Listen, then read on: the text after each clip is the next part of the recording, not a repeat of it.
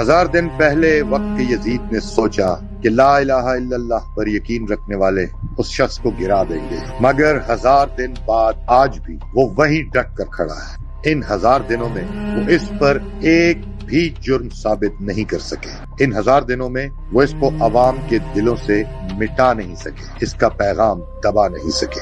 1000 دن، 24,000 گھنٹے، ہر لمحہ انصاف کا مفروض۔ 1000 دن میں 200 سے زائد پیشیاں، 50 سے زائد دفعہ ضمانت مسترد، اہل خانہ سے ملاقات کے بنیادی حق پر پابندی، معالج سے ملاقات پر پابندی، ساتھیوں سے ملاقات پر پابندی، تنگ، تاریک سیل، گرمی، تنہائی، وہ اور اس کا ایمان۔ مقدمات بھی وہ جو تمام تر سیاسی انتقام کی غرض سے بنائے گئے، جن کی بنیاد محض جھوٹ ہے۔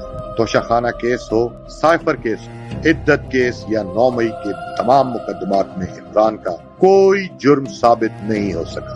9 مئی کی کوئی آڈیو یا ویڈیو نہیں مل سکی جس میں عمران خان کے خلاف کوئی ثبوت مل سکے۔ عدت کا مقدمہ اپنی نوعیت کی تاریخ کا گھٹیا ترین مقدمہ ہے، جس سے ثابت ہوتا ہے کہ عمران خان کے خلاف مالی بدعنوانی ثابت کرنا اتنا مشکل ہے کہ ان کی ذاتی زندگی کو کمرہ عدالت میں لا کر ان پر دباؤ ڈالنے کی کوشش کی گئی۔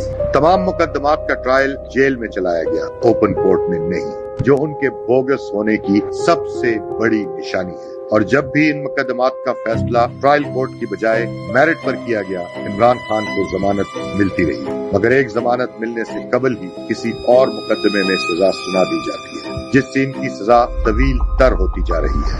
یہ 1000 دن اس شخص کے لیے تو امتحان ہے ہی، مگر امتحان تو ہمارا بھی ہے۔ تاریخ پوچھے گی کہ ہم نے اپنی قوم کے محسن کے لیے کیا کیا، جب وہ ہمارے لیے ہر قسم کی فستائیت کا مقابلہ قید سے بھی کر رہا تھا۔ ہم آزاد رہ کر اس کے لیے کیا کر رہے ہیں۔